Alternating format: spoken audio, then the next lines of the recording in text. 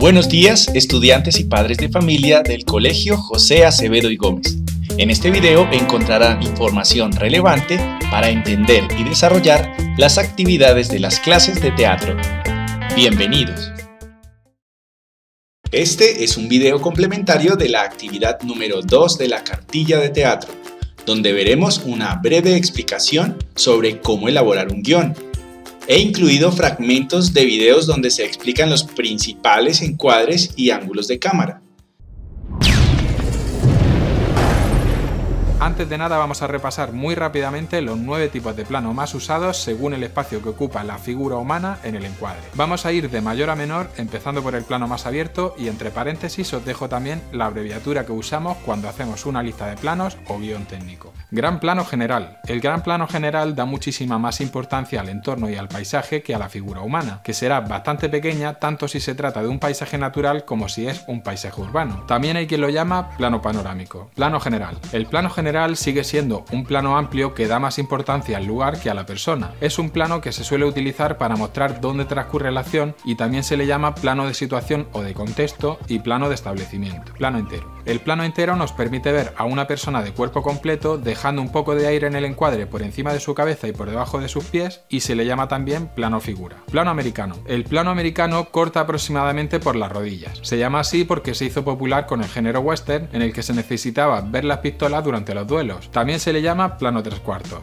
Plano medio. El plano medio corta aproximadamente por la cintura y es el plano más utilizado de todos, ya que mantenemos una distancia que se asemeja a cuando hablamos con alguien en la realidad. Además, nos permite ver si esa persona está haciendo algo con las manos, es decir, su lenguaje gestual. Plano medio corto. El plano medio corto es ligeramente más cerrado que el plano medio y corta aproximadamente a la altura del pecho. También se utiliza mucho en las conversaciones y muestra un poco más de cercanía con el personaje. Primer plano. El primer plano corta a la altura de los hombros aproximadamente. Sirve para mostrar las emociones del personaje y aquí ya prácticamente nos olvidamos del entorno que tiene alrededor para centrarnos en el rostro de la persona. Primerísimo primer plano. El primerísimo primer plano se centra completamente en el rostro de una persona y va desde la base del mentón hasta la frente. Es un plano muy expresivo que consigue captar la emoción de esa persona y por eso lo usó tanto Sergio Leone en su western y Tarantino en Kill Bill. Plano detalle. El plano detalle se centra en un objeto o una parte concreta de una persona y sirve para destacar algo que de otra forma pasaría desapercibido para el espectador. Si os habéis fijado, a grandes rasgos realmente podemos agruparlos y dejarlos en 3 tamaños de plano. Planos generales o abiertos, que suelen ser más descriptivos y muestran dónde estamos. Planos intermedios, en los que vemos qué hacen los personajes con sus manos y qué transmiten con su comunicación no verbal. Y planos cortos o cerrados, que nos sirven para enfatizar algo, una emoción, una acción o una información que queremos mostrar al espectador. La clave para contar una historia en imágenes es combinar y jugar con estos 3 tipos de plano: generales, intermedios y cortos. Y como ejemplo vamos a analizar rápidamente la pequeña escena con la que he comenzado este vídeo. Hemos arrancado con un plano detalle muy expresivo de unos ojos que se abren súbitamente para causar impacto desde el principio y crear incertidumbre. Luego hemos pasado a un plano un poco más abierto en el que hemos visto que estoy amordazado. En el tercer plano hemos visto que además tenía las manos atadas con cinta americana y ya hemos empezado a ver un poco del entorno donde me encontraba. El cuarto plano es un plano general en el que ya vemos por fin el lugar donde alguien me había dejado ahí abandonado. Y por último he pasado a un plano americano para ver mejor cómo me quito la mordaza y para dar paso a la intro. Esto mismo lo podría haber contado de cualquier otra forma, pero lo he hecho así para que veáis claramente qué función tiene cada uno de estos tamaños de plano.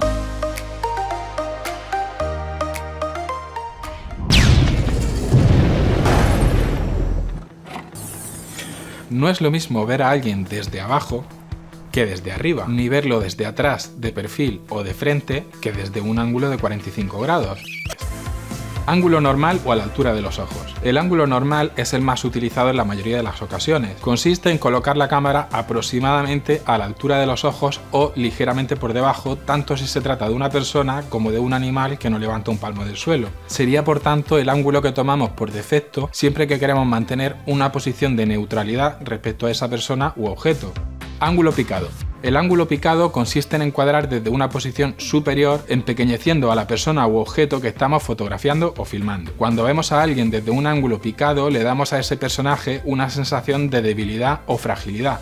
Ángulo contrapicado. El ángulo contrapicado es el opuesto al picado, por lo tanto cuando encuadramos desde una altura inferior a la de los ojos le damos a esa persona fuerza, presencia y autoridad, es decir, sugiere superioridad. Ángulo cenital. El ángulo cenital es cuando colocamos la cámara completamente desde arriba de un objeto o sujeto. Puede ser en un plano general que nos dé la sensación de ver todo desde un punto de vista de mucho poder, como si hubiera alguien que observa algo desde un punto de vista todopoderoso y omnipresente, pero también puede ser un plano detalle como los que usa constantemente Wes Anderson en sus películas.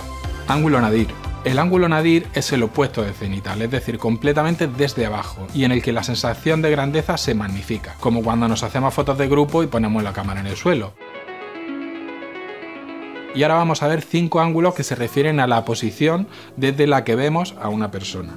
Ángulo frontal. Empezamos por el que tenemos ahora mismo, que es el ángulo frontal, es decir, cuando vemos a alguien completamente de frente.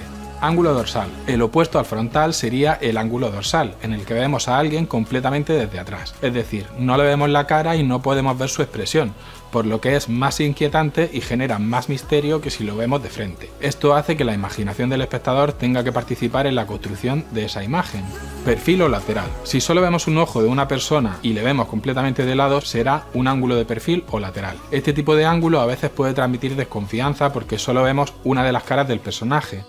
Escorzo. Tomamos este ángulo cuando nos colocamos frente al personaje con cierta angulación lateral en torno a los 45 grados, y es un ángulo que aporta más profundidad a la imagen y por eso se usa tanto en las conversaciones entre dos personas.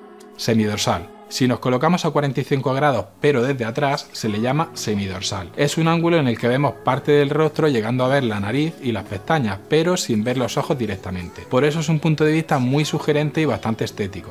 Ángulo holandés o aberrante. Hay otro tipo de ángulo muy importante que no tiene que ver con la altura de la cámara, sino con la horizontalidad o más bien con la ausencia de ella. Se trata de un plano que está intencionadamente inclinado o torcido. Esto nos genera una sensación de inestabilidad y por eso se usa tanto en los géneros de thriller y terror o en secuencias oníricas. En España se le suele llamar plano holandés o plano aberrante, pero en realidad se trata de un ángulo. De hecho, en inglés se llama Dutch angle, es decir, ángulo holandés. Ángulo reflejo o indirecto. Con ángulo reflejo o indirecto nos referimos a cuando hacemos un plano a través de un espejo o cualquier otra superficie que pueda reflejar, como el agua o el cristal de un escaparate. PDV o plano subjetivo. El plano subjetivo es cuando vemos algo desde el punto de vista de un personaje como si fuéramos sus ojos. Es lo que en inglés se llama point of view, POV, que en español significa punto de vista, y de ahí que utilicemos las siglas PDV.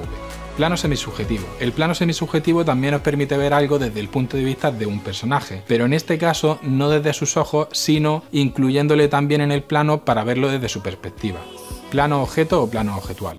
El llamado plano objeto en realidad sería una variante del plano semisubjetivo. El concepto es el mismo, la diferencia es que se trata de objetos y no de personas. Y como ejemplo, nada mejor que ver la serie Breaking Bad, en la que hay decenas y decenas de ejemplos de este tipo de ángulo. Plano aéreo o a vista de pájaro. En este no hay mucho que explicar, se llama así cuando grabamos desde las alturas con un dron. Podría ser cenital, pero también puede ser un plano picado de una ciudad, así que lo llamaremos plano aéreo.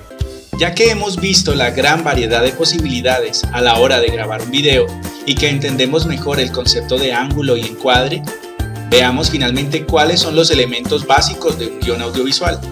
En los archivos de la tarea en Teams te dejaré un esquema preestablecido de guión en formato Word editable.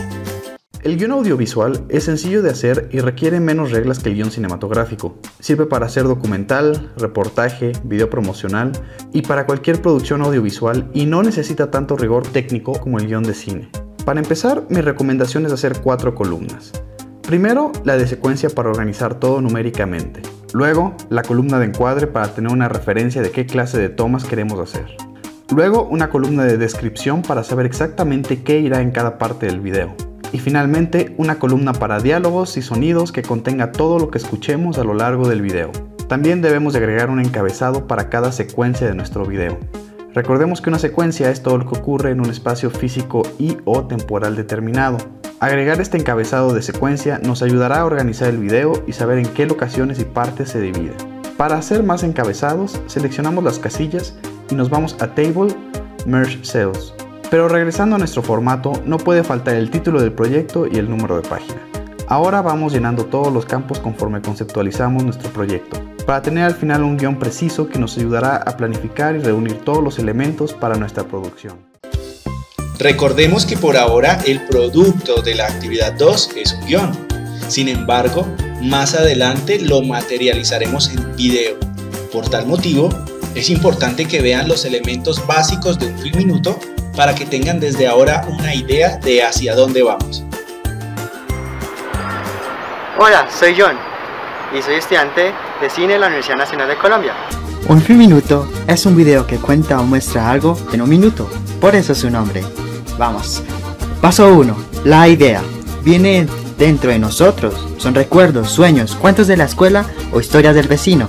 Rebusquemos dentro de nuestra mente a ver qué encontramos. Paso 2. Cuando tengamos la idea fresca, la plasmamos en un guión o en un storyboard. El guión es un texto donde está escrito un inicio, un desarrollo y un final de nuestra idea. Y el storyboard cambia las letras por dibujos. Paso 3. La preproducción es la organización y búsqueda de lo que necesitamos, como son actores, personas que dramatizan las obras, pueden ser amigos, primos, abuelos, incluso el perro y la vaca. Como objetos llamaremos eso utilería, como son totumas, costales, palos y sombreros. Y locaciones, lugares donde se ambientan las acciones, como el parque del pueblo, el pasillo de la iglesia, el establo del tío o la cocina de mi abuela. Paso 4. El rodaje es el momento maravilloso del universo del cine, donde juntamos actores, objetos y locaciones en función de interpretar nuestra idea al frente de una cámara. Este es el director que indica a los actores qué hacer, al lado está el fotógrafo que manipula la cámara. La cámara puede ser la de un celular, un computador o una cámara digital, donde grabaremos nuestro primer plano. Un plano es la unidad narrativa de una escena y tiene diferentes valores como el plano general, el plano abierto, el plano medio, el plano cerrado, el primer plano y el plano detalle. Cada uno refuerza algo de nuestra idea y con ellos vamos a jugar para crear nuestra historia. Al empezar vamos a gritar el número de la escena, el plano y la toma y enseguida acción. Si cambiamos de lugar es otra escena, si cambiamos otro valor de plano pues es otro plano. Y si nos equivocamos como acabo de hacerlo, pues otra toma. Al acabar lo que queríamos con nuestros actores, gritemos corte para que paremos y al acabar el rodaje fuera al aire y a comer alguito. Paso 5. La postproducción. Es la fase donde unimos nuestro material en un programa de edición. En una línea de tiempo veremos nuestros planos uno tras el otro en una tira. Cortaremos y eliminaremos las partes que no nos sirven y las que sí, las montamos en un orden lógico como está en el guión o storyboard. Ponemos música si queremos en algunas partes y por último créditos como agradecimiento colectivo a quienes nos ayudaron. Exportamos el archivo y tenemos nuestro Filminuto. Paso 6. Compartirlo. Que el mundo vea nuestra mirada. Recuerden que la actividad consiste en elaborar un guión en PowerPoint o Word utilizando los elementos enunciados en la explicación de la cartilla, para crear una historia muy breve en la que abordes una problemática sociopolítica o económica. Proyecta tu guión para un video que dure de 1 a 3 minutos. Si no tienes dispositivos digitales, puedes trabajar en hojas empleando colores con buena letra y pulcritud. En ambos casos, no olvides la portada con los datos del trabajo, de la clase, nombres completos y el curso. Entonces, manos a la obra. Y bueno, eso es todo por ahora. Recuerden que pueden enviarme sus preguntas por medio de la plataforma Teams o durante los encuentros sincrónicos. No olviden referenciar sus evidencias de trabajo con su nombre completo y curso antes de subirlos por la opción de tareas. No importa si son archivos de audio, fotos, videos, enlaces o documentos. Los saluda su profe de teatro, Jorge Caicedo. Hasta la próxima.